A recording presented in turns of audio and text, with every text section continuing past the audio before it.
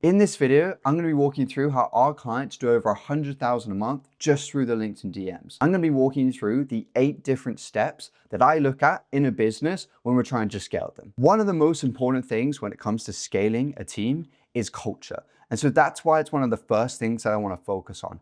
You have got to build a fortress of A players. And I'll give you an example of this. If you've ever gone to uni, or you were at uni or college if you're in the US, you may have seen that at the beginning, everything's nice and tidy. You know, everyone keeps it clean. There's no dishes. Everyone puts the dishes in the dishwasher.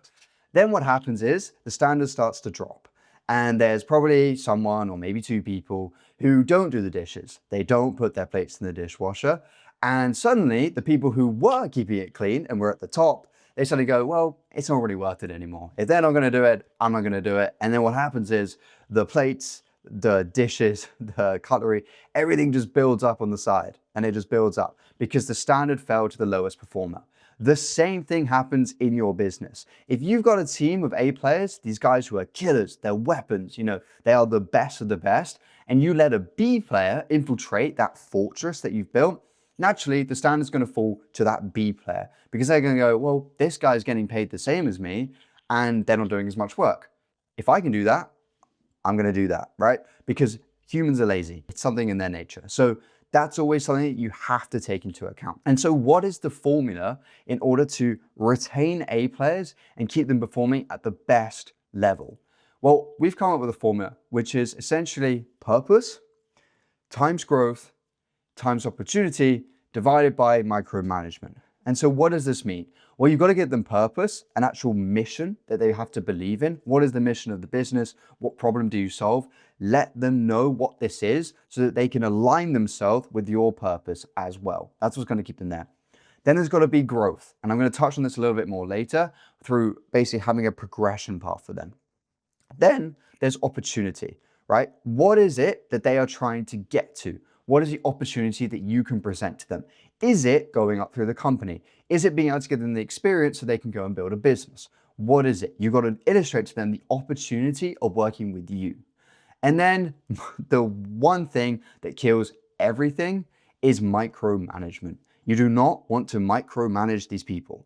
They are self-sufficient. That's why you've hired them. You've just got to give them the infrastructure so they sustain being sufficient. And there's one thing that always stops them from doing that: micromanagement. So how do you identify an A player and how do you retain them? Well, you can identify one by someone who shows up on time consistently, hits their KPIs, and is very proactive about it. They're like, hey, I've hit my KPIs consistently. Let's raise them, but as a result, I want more compensation for that. So they're very proactive about making the money, essentially, and being able to grow. Then what else is they actually want to achieve the goal that they set out with you. Now, the worst thing is when we do a lot of interviews, a lot of hiring, the worst thing is when they say a goal to you and you're like, awesome, that's a brilliant goal. And then you put them in the role and you don't see the fire. You don't see them trying to work their way towards that goal. A players, they always do. And so what do you got to do? Well, we have a saying within our company, which is it's slow to hire, fast to fire. That is the saying, right? You take the time to find the right people who are, and there's a framework for this, which is MAPS: mindset, adaptability, process, self-awareness. You want to be looking at the people that you're hiring and making sure they fit these elements. And then there's fire fast to fire. The point is, like I said at the beginning, if you've got someone infiltrating your culture, then the standard will drop to them. Get rid of them. It's an infection that you've got to basically rip the band-aid off, get it out of your business. It's not going to do you any good. Now, there are a couple of things here of like pitfalls to avoid, making sure that, you know, your A players don't clean up after low performance, don't let underperformance stay too long, which I mentioned. And I think one of the things that is biggest for myself, at least, not showing them that you're putting every ounce of your effort into making sure they hit your goals. If you're just like, yeah, you hit your goal, I'm not going to talk to you, you know, those kind of things, you don't want to do that. It doesn't really work. You've got to show to that individual that you are there for them and that you're trying to get them to their goal. And so that's a little bit on culture. And by the way, if you want this entire presentation, this entire Miro board, then just comment below Miro board and I'll be able to send it through to you. The next thing is the right system. So what does this actually look like? Well, we have a couple of ways of doing this. We have our own web app, which has our entire DM system documented. And the thing is, each company is slightly different. Now, we work with quite a similar avatar. However, some messages will be different. The founder's story will be different. Case studies will be different. These different things. And so you want to have a baseline. And this is where they look at it. If you've ever come across the 80-20 rule, same thing applies. You want to have 80% of your process repeatable, no matter the employee that comes on into your team. And then there's the additional 20%, which is where training comes in. You know, sitting down with them, making sure that they are able to hit their goals and know what they're doing, being proficient. Because what happens is when most companies hire someone, 80% of that isn't built. And so they spend weeks, if not months, trying to ramp someone up to a point where they're proficient. And what happens is either the founder gets mad, the manager gets mad, they go, this guy's not worth it, and they get rid of it. But at the crux of the problem was because they didn't have the right systems in place to train them. So we fix this. How do we fix this? Well, we have an entire DM system here, and we literally have different modules. Learn the system, the different stages of the conversation, how to handle objections, and how to run your day. And this is all documented. And they have the specific bits like foundation. What are the 5 non-negotiables? Speed to lead, help, don't sell. There's more down here.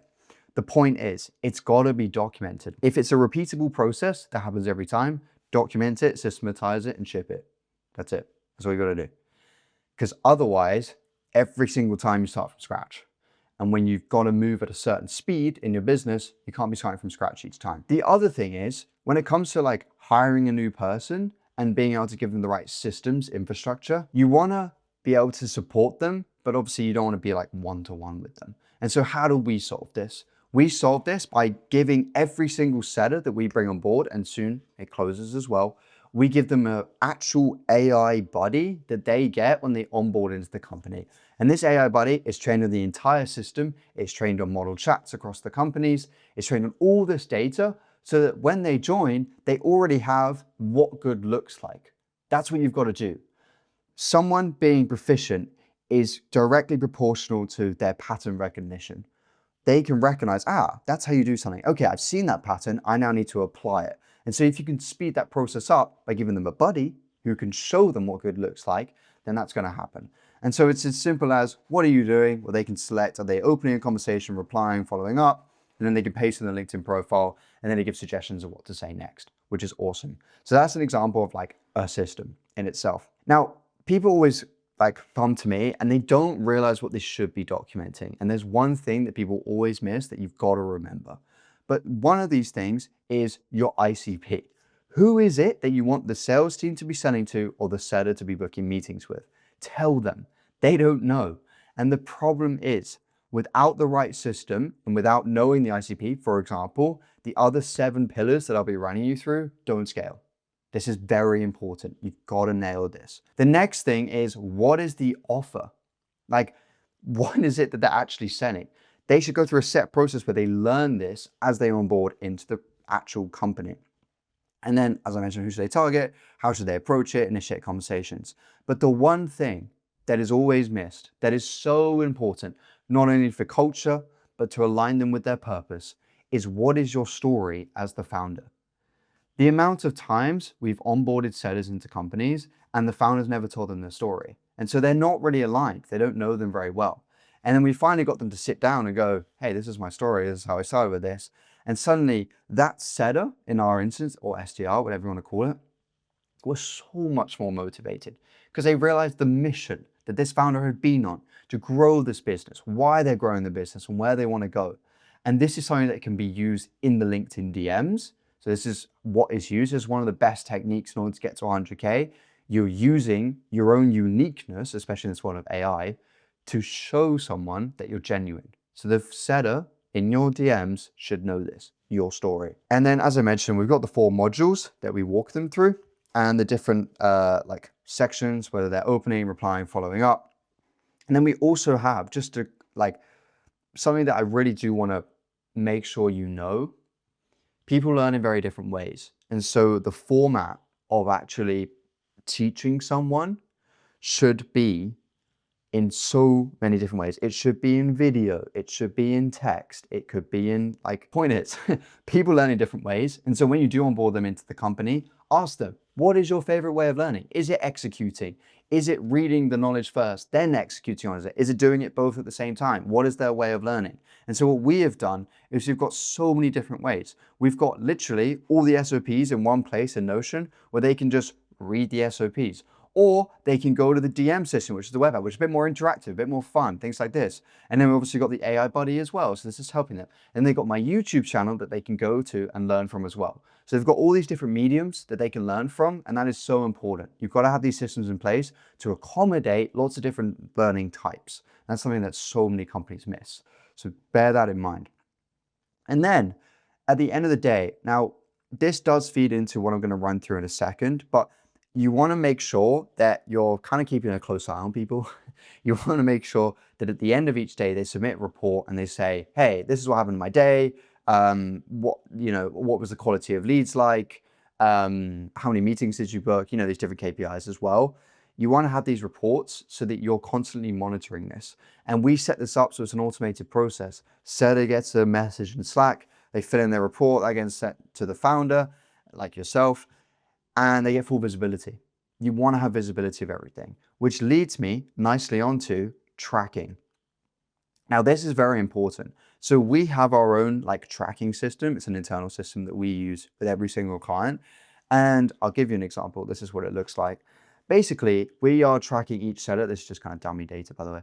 We are tracking each setter and how many messages they're sending. What is the quality of messages? What is the percentage from when they're opening a conversation to when they're booked? In this case, 3% on this dummy data. And then we've also got what does the pipeline look like as a snapshot? And so what you can do is rather than having to jump on a call with them, sit down and go, hey, what's the inbox like? How many leads have you got? All these different things. You immediately just look at this and you go, that's what's happening. I don't have to talk to that person. And it makes everything so much more efficient so that you can scale so much faster. And we have learned that data and tracking is one of the most important variables to scaling fast. So you've got to have this stuff in place, which is cool. So that's a little bit on the tracking side. And like I said, I can send you this my report, and maybe I'll even put it below so you can read this more in detail. I just want to give you an overview of what you need to scale your business and get to those 100K months. Then there's the next thing, which is accountability. Now, visibility without action is just data. That's all it is. And so when you do look at that tracking dashboard, for example, or when you're looking at the data of your setter and you're seeing what they're doing, and you notice, this week, they haven't quite been on it. They haven't been sending as many messages as usual. You want to sit down with them and you want to understand why. And the problem is, this goes so unchecked for so long that by the time the founder realizes that, they're below baseline, they go, I'll have to fire them. And they let them go. But the problem is, you didn't give them proper instruction of what you expected. You didn't keep them accountable to what you expected from them. And by doing that, you go through this vicious cycle where you hire someone, then you fire someone. You hire another person, you fire them. Because you don't have the right systems, the tracking, or the accountability to make sure that person retains and stays in your company. And now, in the world of AI, in the world where starting a business is a lot easier than it ever has been before, keeping employees is one of the hardest things. And so you have to be in charge of that through these different things. Make sure you are. And an example of what you can do is each of our founders, now this doesn't have to be 30 minutes, I was just giving an example. Literally, phone your setter in the morning, 5 minutes on the phone, 10 minutes on the phone, there's a structure here. You celebrate the wins of the previous day. You then say, is there any chats or anything that I can help you with? And what are you going for today? 3 things, that's it. Call them, understand, help them. That's it. And from a setter perspective, you can do this for the closers as well, your seller manager, whoever. This applies. It's very applicable for lots of different sales roles in your company. By doing that, they know what's expected of them. You've set the expectation and you're there, and they can see this, that you're trying to support them. And that's the key to getting them to their goals and you seeing them succeed in your company. So that's what you want to do. It doesn't have to be daily. It could even be 3 times a week, 2 times a week. But just show that you're there and that if they have questions, you can support them. So that's a little bit on accountability. The next thing, and this is big, is incentives and compensation. Now, yes, in most cases, sales roles are commission only.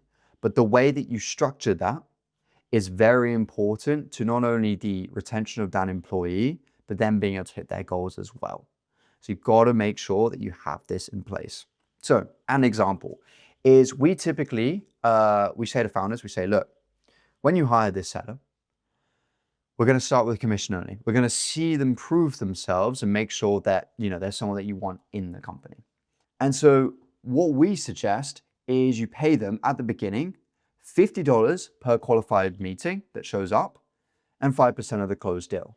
Now, I've seen many sellers get to, $1,500 to $2,500 a month from this structure. But like I said, retention of employee, very important. They start with the commission only. They see that they're working towards the goals and you go, this person's good. I like this person. I had a commission only seller role. That's how I started this whole thing. And that was amazing for me because it meant that I could put in input and I could get output. And so the amount of input that I put in, that was directly correlated to the output that I got, aka how much was I paid. And so what happened was the founder actually approached me, I think it was after 2 months or 3 months, and said, hey, Ewan, love working with you. You're doing incredible work. You're booking lots of meetings. I was averaging like 5 a day at that time. And they said, I'd like to give you a base. And so they gave me a base. And of course, at that point, I was like, well, this is great. I get a base on top of my commission. But what I hadn't appreciated was, because I was booking a lot of meetings and they were qualified, the return on investment that founder got on myself was like 10x. It was crazy, like if not more. I think in the whole time I was there alongside my co-founder, we closed over 600,000, right? And I think we were paid like 60K each. And so if you think about it, like the return on investment that you get, even though yes, it may be scary giving someone a base, but think about it this way. Say you have a 3K ticket size and you're paying your seller a 1K base and they make about 2K commission. That's like, they break even on one deal. And they book one call and they close, they pay for themselves, right? But of course, they'll probably book 30 calls, and even at like, I don't know, a 20% close rate, which is very low, that's 6 people. That's 18K that you've made. That's a 6x on the employee. So this is a metric that you got to be tracking all the time. And the second you go, hang on a minute, I'm barely breaking even on this employee, then either you change the compensation structure or you need someone better. Cool. That's an example of a compensation structure that we have for one of our setters. Cool. And then this leads me on to leadership. Now, we've kind of already touched on this a little bit, which is more around like the accountability and stuff. But we've worked with quite a few companies now, and one of the biggest things that contribute to the success is the leadership of the person at the top. I've seen terrible leadership. I've been in companies with not great leadership, and I've seen companies with incredible leadership. I mean, just incredible. And you know who wins? The one with the better leadership. And one of the founders that we work with, I'm not going to say his name, but he disappeared for like 2 weeks and we didn't hear from him. And we were thinking, okay, this is weird. He's usually very responsive. Anyway, came back. He'd basically been binge watching like Sam Ovens, Hormozi, like all these, Layla Hormozi, all these people who are incredible leaders. Came back, and at the time, I think the company was doing like 20K a month, and they jumped to 80. Because he knew how to lead and make sure that people did hit their goal and make sure that they could succeed in the company. And so that in itself is such a testament to how important leadership is. It does come back to keeping them accountable, having those daily check-ins, asking every single, what's holding you back? What would make this week a win for you? How can I help you get there? And showing the loyalty that you have to them. And you've got to basically prove to them that they're being seen for the work that they're putting in. You're invested in them. You want to see them succeed. And they're part of something bigger. This comes back to the mission earlier. And through those 3 factors, they stay. Why would they leave? They're supported. They're on a mission. They're being paid well. They're not going to leave. But the thing is, rarely these 3 line up in most companies. And it's unfortunate, but it's the truth. So yeah, focus on your leadership. And I'm not going to sit here and be like, hey, I'm a great leader. I've only got myself and my co-founder right now. We're able to keep it lean with all these systems and AI things now. But go and watch people understand leadership, understand what it takes, because that is probably one of the biggest things now with AI, with all these different systems that's going to differentiate you from other companies. The team that you build and the way that you grow them. Now, this does lead into what I was saying a little bit about earlier, which is like culture. You've got to have a progression path. You've got to have like some North Star that employee is going towards. So now, this is a very simple like progression path, but most sales teams look like this. You have a junior setter or SDR who comes in, they start, and then they're promoted to a SDR setter. They're not junior anymore, which is awesome. And then there's kind of two pathways that they can go down. They can either become a senior setter or SDR. So they're, someone that the junior setters or the setters just below can go to and be like, yo, I need some help, things like this. And then you promote them to manager. And so that's one pathway for them. And so they stick very much within the same thread, interestingly. So it's very much, SDR booking meetings. They're in that thread. But then there's this other like pathway that they can go down where it splits. And some of the best closers in the world started as setters because they see the whole progression of the sales cycle.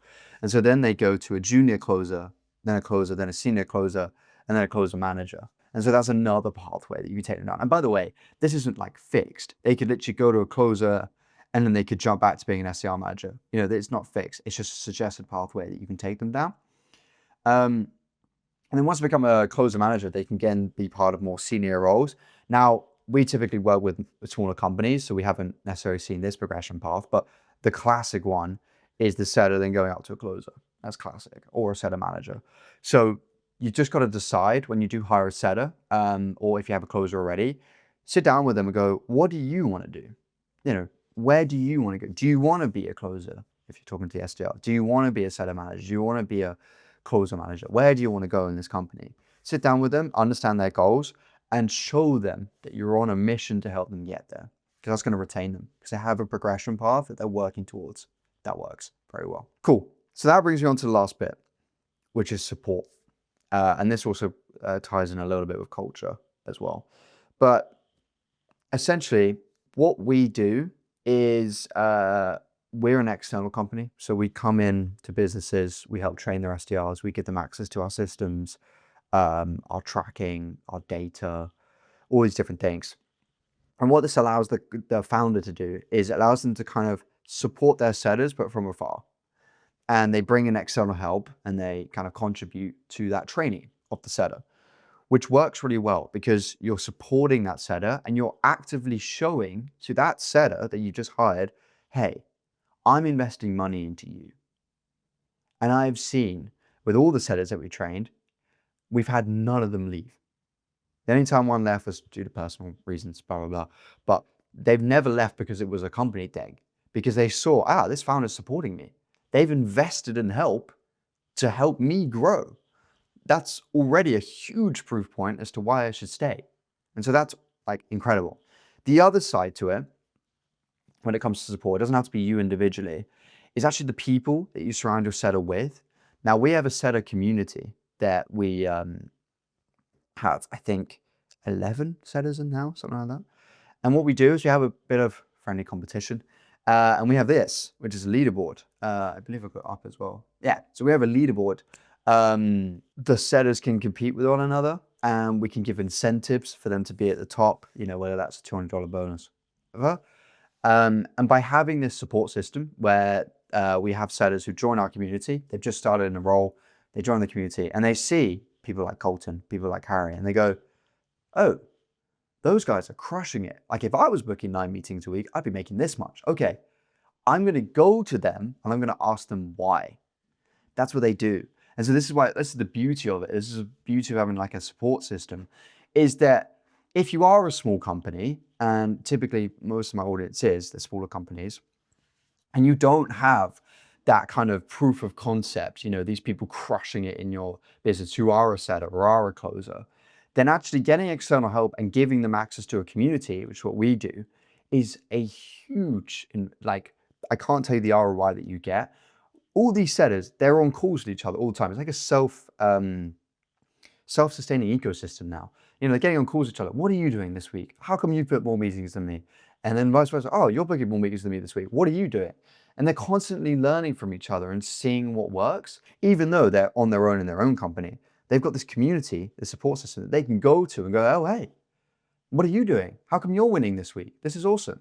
And because we work with quite a similar avatar, they're in similar offers. So it works. So that's the importance of having a support system and being able to scale the sellers up. Now, hopefully that all makes sense. Like I said, just comment Miro board and I can send it through to you in the comments below.